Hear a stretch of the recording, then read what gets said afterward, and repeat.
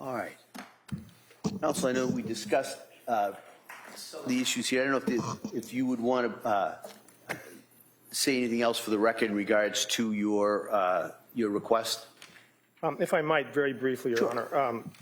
Again, as I indicated to the court on the record at sidebar and to Ms. Sprague and Ms. Buckingham and Mr. Reddington, thank you, first of all, Judge, for the opportunity to be heard. As everyone is aware, I'm not here as a lawyer representing the Commonwealth, neither am I here as a lawyer in any way representing the defendant. And on behalf of Patrick Clancy, the father of the three child victims in this case, he recognizes, and I recognize on his behalf, that he has no authority, no standing, and no intention of suggesting to this court or to the attorneys how to try their case, how to conduct direct or cross-examination, and perhaps most importantly, what evidence or exhibits should be introduced during the trial. Mr. Clancy, respectfully, Judge, is not seeking to close the courtroom at any time during the trial. Mr. Clancy is not seeking to address the admissibility of any evidence or to exclude any evidence from the jury. And he's not in any way seeking to prejudice the Commonwealth or the defendant in any way. What Mr. Clancy is seeking through counsel, Your Honor, respectfully, is to restrict in a very limited way the display and access to certain specific limited items of evidence and exhibits at trial to the jury, to the court, to counsel, to the court reporter, to the session clerk, and to the court officers. That is, the necessary parties who will be involved in trying the case. And I respectfully, Judge, I suggest that pursuant to the so-called Massachusetts Victims' Rights Bill and other statutes and cases with which the court is familiar, as a victim, as a family member of the three victims in this case, Mr. Clancy respectfully has an opportunity and a right to be heard through me or through his counsel. I suggest to the court that certain items of physical evidence or certain exhibits ought be restricted from dissemination and distribution, quite frankly, locally, nationally, and internationally, as is the case in this day and age. And for purposes of this hearing, respectfully, Judge, I would ask the court and I would ask that the record reflect that the recording of the so-called 911 call allegedly made by Mr. Clancy be marked or be included as an exhibit for purposes of this particular request. I would also ask respectfully, Your Honor, that any photographs of the three victims in this case, whether taken prior to the alleged incident, whether so-called scene images, whether photographs or video recordings of the three victims, or any so-called autopsy-related photographs of the victims be marked for purposes of this hearing. Likewise, Your Honor, respectfully, I would ask on behalf of Mr. Clancy that the clothing being worn by the three victims during the course of the alleged incident also be reviewed by the court and marked as exhibits. And lastly, Your Honor, respectfully, given the background that I summarized for the court and counsel on the record at sidebar, I would ask that the material that I have submitted to Your Honor from Patrick Clancy and correspondence that I've shared with both the prosecution and the defense and the court and have submitted to your clerk be also marked as an exhibit, and that it be subject to the motion to impound, which I have filed on behalf of Mr. Clancy, given the nature of that correspondence. In short, Your Honor, I am asking that based on the law, based on Your Honor's ability under the rules of impoundment, and specifically the rule as I understand it on behalf of Mr. Clancy and is cited by Your Honor in your initial order, which I believe is docket number 111, entitled Order Pursuant to Supreme Judicial Court Rule 119, that Your Honor does have the discretion to limit certain recording and certain transmitting of proceedings during the course of a trial. And specifically, as Your Honor knows, that rule, Supreme Judicial Court Rule 119,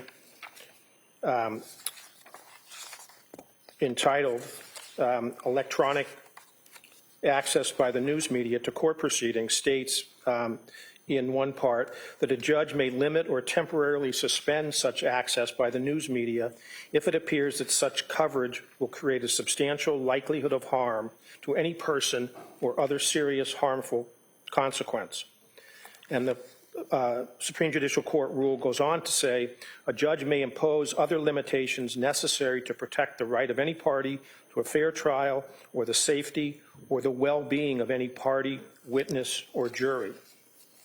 I suggest to the court that under those provisions, upon reviewing each of those four different categories of potential evidence and the correspondence from Mr. Clancy, that certain limiting rules should be adopted by the court and imposed on the media in this case.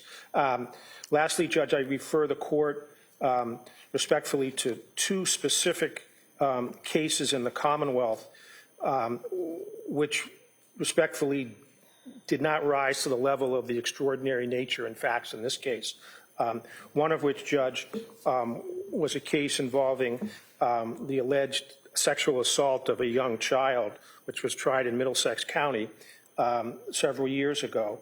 And after the conviction and after the case, a private documentary filmmaker sought access to the recordings of the witnesses who testified in court. And ultimately, the SJC found that the trial court's conclusion that the privacy interests and the emotional harm to the victim and her family outweighed the First Amendment right of the media or a documentary film member to get access to the actual recording live voices in the courtroom. And instead, the SJC, Justice Gantz, indicated that the proper mechanism, given the circumstances of that case, was to allow the documentary film member or the media access to the transcript, that is the written word. Likewise, in that case is Commonwealth versus Winfield, W-I-N-F-I-E-L-D. Similarly, Your Honor, I respectfully direct the court's attention on behalf of Mr. Clancy to a case tried in Essex County, Commonwealth versus Chisholm, C-H-I-S-M, in which then trial judge Lowy heard a motion to suppress when there was a videotape and a recording of a defendant's statement. And ultimately, the media sought access to the videotape statement to disseminate and distribute outside the courtroom. And the SJC ultimately upheld Justice Lowy's decision at the trial court level to allow the media access to a transcript of the videotape and a transcript of the defendant's statements, but not the actual videotape. Given that precedent, given Your Honor's discretion, given the spirit of the Supreme Judicial Court rule that applies to the electronic recordings of proceedings in your courtroom, I end as I began and ask the court on behalf of Mr. Clancy that certain limiting instructions to the media would be appropriate with respect to the 911 recording of Mr. Clancy's voice, certain photographs of the 3 child victims, and the clothing worn by the 3 child victims in this case. And again, on behalf of Mr. Clancy, I thank Your Honor for the opportunity to be heard. All right, counsel, thank you. Attorney Sprague? Thank you, Your Honor. With regard to the 911 call, Your Honor, I believe it's a public record available at a public records request, but I would defer to the court in terms of how you want to restrict publication of the 911 call during the trial or thereafter, as long as the Commonwealth is still allowed to show or play, rather, the recording for the jury as the court has previously allowed that motion. Regarding photographs of the children, we had already addressed the autopsy photographs, the Commonwealth was going to request impoundment of those, and we would agree that they should not be broadcast or photographed in any way.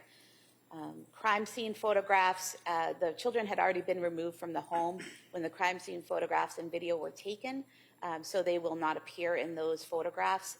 The only blood in those photographs would be the purported blood of the defendant in the bedroom and on the exterior of the home, and then a small amount of blood from Cora in the basement. In terms of pre-incident photos, there has been mass publication of photos of the children already, but I would defer to the court on that as well. And regarding the clothing of the victims in this case, the clothing would be a shirt and pants that Dawson was wearing, pajamas and a bathrobe that Cora was wearing. There's a small amount of bodily fluid on the pajamas, and then pajamas that Callan was wearing. But although some of the material has been cut as they were cut away from the children, as EMS were working on them, trying to save them, there's nothing about the clothing that I think would suggest the need for restriction of publication of those items. So that's the Commonwealth's opinion. All right, counsel, thank you. Attorney Reddington? Let's call a spade, Judge. I have been in this court every time we've had pretrial hearing indicating to the court that the circumstances of the death is not in dispute. The circumstances of this horrific act are not in dispute. Repeatedly, the government has argued that they have a right to try their case, to present their evidence. Sure they do. But, you know, even though we're in a court, let's talk a little bit about humanity. Let's talk a little bit about how we should try this case. I have indicated repeatedly that we stipulate to every piece of evidence that they want. I have respectfully objected to you with the introduction of this stuff going into the trial. I understand your ruling, and quite frankly, it makes sense. You're trying a case. What I can't fathom is the district attorney's intent to put a circus in front of this jury that's calculated to just inflame the passions of the jury, repeatedly placing in evidence items such as having Patrick Clancy, who's a young man who has suffered one of the worst tragedies that anyone could ever suffer. How that guy is still not an emotional basket case is beyond me, and he has been. But nevertheless, he is trying hard to move on with his life. He has, as the court is aware, they're divorced. He's remarried. He has a family. He has his extended family. Your Honor heard statements, and I know for a fact that it's true, that his family, totally innocent people that have nothing whatsoever to do with this case, are being harassed daily by news media, the New York Post, and all the rest of these types of salacious news media outside their door. This is his family. Some of them are in California. They have nothing to do with this case. But nevertheless, they are being hounded by the media. And the district attorney wants to put that guy on the witness stand and show little onesies with bodily fluid of his child, and they want to have him stand there, or they're going to let him stand in the hallway while we listen to the 911 call. Mr. Reddington, that's another issue. That's another motion. The question we have right now, respectfully, is Mr. Meyer's request as to how we should deal with this in regards to the media. I agree with Mr. Meyer's request, as I told you with the sidebar. I think it's very appropriate. I think he argued it effectively. I think that Your Honor is well aware that you have the authority under the SJC rules to enter limiting orders, if you will, as to publication, as to what media can publish, what photographs they could look at and report. And I agree with what he had indicated to you in his argument. All right. All right. But I still want to say that I think it's reprehensible the way the government is trying this case. Your Honor, if I may, I'd just like to say that I understand why defense counsel would want to brush past what happened to these children, whitewash away All right, what happened, and here's what we're gonna focus do. on something else. Here's what we're going to do. We're going to end that now. All right? So he gets an opportunity to say it. No, I stopped that. And if you want to address that in a different way, then we've got another motion in about 5 minutes that we're going to probably be talking about that. So let's talk about that then. This is I let counsel go and think it was going to wrap back up, and I didn't see that it was going to wrap back up in regards to the request. So that's why I stopped it. All right? This is not accomplishing anything in regards to the question of access to these 4 pieces of evidence. So I've got everybody's position. I've heard the arguments from counsel. What I'm going to do is I'm going to take it under advisement, and then what I'm going to do is issue an order probably tomorrow morning. And parties know I've listened to the tape, that 911 tape. I have looked at the autopsy photographs. I have looked at a crime scene video, which I imagine is where the crime scene pictures will come from. And so I'm familiar with the universe of the evidence that we're dealing with right now. I want to take tonight, go over the arguments from parties. That's why I'm stopped a little bit, everybody. I just want everybody focused on that issue. So I'm going to take this matter, the request of Mr. Clancy under advisement, and I will be issuing an order in regards to that request sometime tomorrow morning. All right?